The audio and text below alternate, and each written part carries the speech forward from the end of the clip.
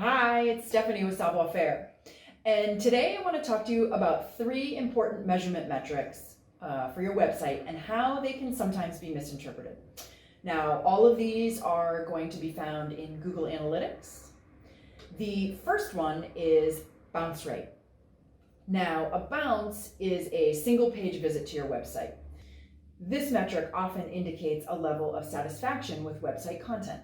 Is that entry page encouraging enough users to visit more than one page, to come through to the site, or do they simply arrive on that page and bounce from the site after only seeing that content?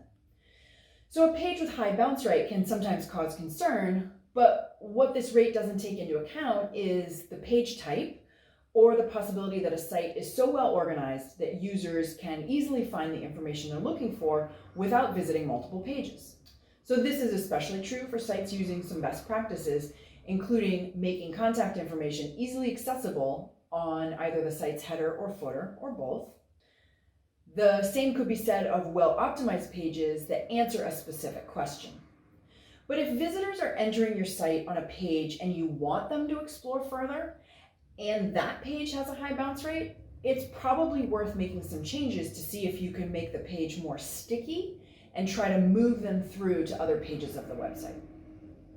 Now, the next metric is exit rate. Exit rate is often confused with bounce rate, but what the exit rate says is how many people ended a session on a particular page. So you could have entered on a website page or a blog post, gone to 2 or 3 or 4 pages, and then exited the website from a page. And like bounce rate, this metric is often interpreted negatively. But a well-designed page that provides the information the visitors need could earn a high exit rate because it answers their questions and not because it's a poorly performing page.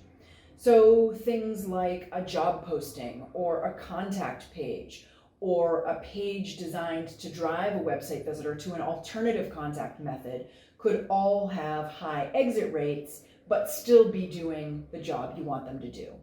Finally, let's look at users. So despite the data gathering advances and all the information that Google can gather about you, it doesn't really know who you are. To Google, you're simply a cookie stored in a browser. Therefore, each time you use a different device to visit a website, you appear to be a different person. So if you visit a website on your phone, your tablet, your laptop, and your desktop, you are going to appear as 4 users in that site's analytic data. And if you clear your cookies from a browser and visit again, you're going to show up as yet another new user. Keep doing that over and over again, and you, one person, could appear as many different users in your analytics data. That's why when we work with websites, what we'll do is exclude the Savoir Faire team from data collection so that we're not showing up as users in your metrics.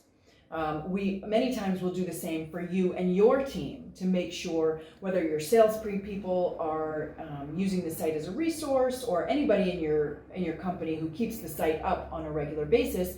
We don't want those people counting toward your user count on a monthly or quarterly basis. So you can see that users as a metric can often get inflated and don't necessarily tell a meaningful story about how many actual people visit your website. So which metrics should you be analyzing and what actions can you take based on that data? Well, that's really going to vary from site to site and based on what you're trying to accomplish with your website.